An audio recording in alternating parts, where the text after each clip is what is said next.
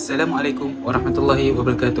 Nama saya Muhammad Irfan bin Zulkarnain dan nombor metrik 077283. Saya akan membincangkan dan membentangkan berkenaan dengan isu mengapa kita perlu belajar akidah berdasarkan video yang kami cari, iaitu video Tazkirah Ustaz Zaidrus. So, berdasarkan video apa yang kami dapat daripada video itu dan segala isi yang apa akan kami kongsikan, so anda boleh dengar bersama saya. Okey, untuk yang pertama, apa yang saya dapat dalam video Ustaz Zaidrus ini, dia kata setiap orang ni dia mempunyai kewajipan untuk mengetahui dan mempelajari sifat 20. Sebab dia kenapa? Sebab setiap Islam ni dia tak cukup syarat. Dia sekadar syarat, dia bukannya Islam, oh kau syahadah kau Islam. Tak, bukan. Dia setakat ada syarat dia, kau wajib belajar akidah, barulah kau ni orang kata Islam yang sebetul-betulnya, bukan sekadar Islam atas isi. Okey. So yang nak katakan dekat sini, apakah iman kita masih cukup walaupun sekadar mengucap 2 kalimah syahadah? Okey, itu yang kita nak bincangkan dalam topik kali ni.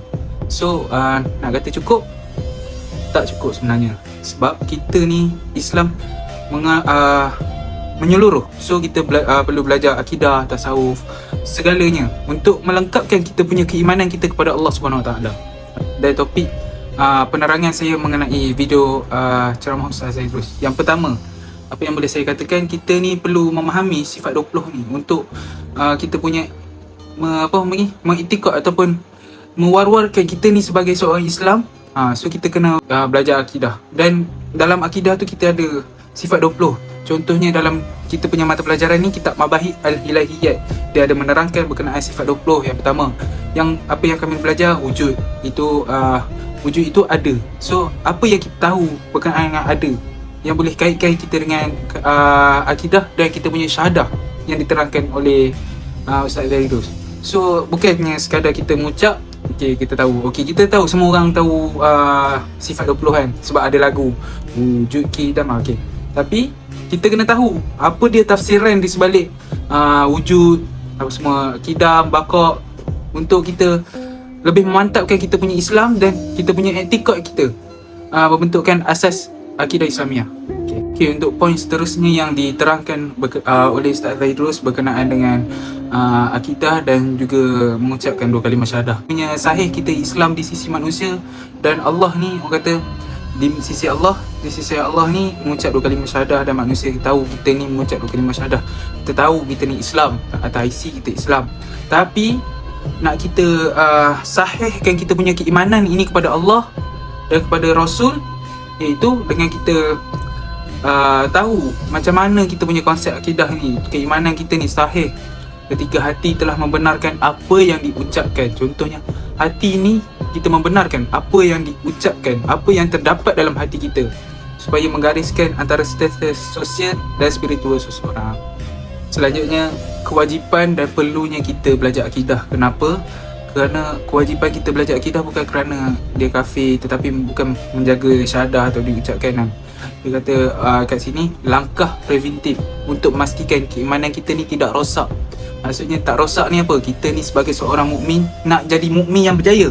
Seorang Muslim nak jadi seorang mukmin yang berjaya, seorang yang pegang kepada akidah Ahli Sunnah wal Jamaah yang teguh. Itu sebab tu kita wajib mempelajari akidah untuk membentuk kita punya keimanan dan etikad kita sebagai seorang Islam, seorang mukmin yang harus melangkah jauh nanti dalam kehidupan kita. Okey, seterusnya analogi ataupun orang kata analogi yang diberikan oleh Ustaz Zaidrus dan ideologi Ustaz Zaidrus, iaitu Ustaz Zaidrus ada kata melemparkan biji sawi tu kalau tak dijaga, tak disiram, tak dibagi baja, so dia takkan tumbuh dengan elok. So bagi ideologi saya punya ideologi, saya memberitahu ideologi saya ibarat kita ada sebiji permata, tapi kita tak jaga, kita biar kat tempat berhabuk. Kita biar je dalam almari, biar usang macam tu berhabuk, dan orang tak nampak kilau, orang tak nampak kita ni. Contohnya macam tu. So macam kita ni lah, kita hanya mengucap 2 kalimah syahadah, tapi kita tak menjaga akidah kita, tak menjaga adab sopan santun kita, tak menjaga Islam kita. So orang takkan nampak kita ni menyilau dekat dalam kalangan masyarakat. Ibaratnya orang akan nampak kita seperti biji permata bila kita menjaga akidah kita dengan betul dan menjaga kita punya tauhid, kita punya sifat 20, supaya orang nampak kita ni Islam dan kita ni mukmin yang berjaya seperti ustaz-ustaz yang ada. boleh katakan ustaz kelas saya sendiri, iaitu Ustaz Engku, Dr. Engku, dan juga banyak-banyak lagi ustaz alim ulama yang sekarang ni yang dia jaga betul-betul, walaupun seorang hamba tu dia biasa tapi dia menjaga betul-betul akidah. Okey, yang seterusnya, bahaya jika kita tidak menjaga akidah.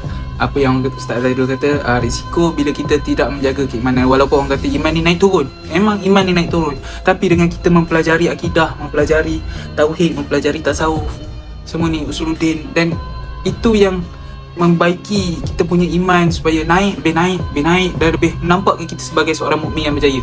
Bahayanya bila kita tidak mempelajari dan kita tidak mendalami benda-benda tauhid, ilmu akidah semua ni, so kita mudah terpesong dan kita punya hala tuju nanti mudah nampak ke arah yang lebih gelap. Bukan orang kata lebih gelap, nak kata macam kita punya terpesong tu, kita mudah mengikuti orang punya ajaran. Tak apa, apa orang cakap sikit kita percaya, apa orang cakap sikit kita percaya. Kita tak ada ilmu benda tu, kita tak belajar kan? So tu bahaya dia. So jadi kita perlu belajarlah akidah ni supaya kita punya keimanan tidak terancam dan menghasilkan semaian akidah yang orang kata tidak merugikan siapa-siapa dan malah memberi impak yang baik kepada kita. Orang nampak, oh dia ni Allah bagusnya, dia ni budak usuluddin yang berjaya, macam tu orang kata. Itu sekadar metafora. Okey, akhir sekali ujian akidah dalam kehidupan seharian ni ialah menyertakan dimensi praktikal dengan merujuk kepada ujian-ujian akidah. Contoh ujian-ujian akidah yang kita boleh katakan sekarang ni macam banyak-banyak orang kata ajaran baru. Tapi kita tak mempelajari benda tu, tak tahu akidah yang betulnya macam mana. Lepas tu kita mudah terikut apa semua.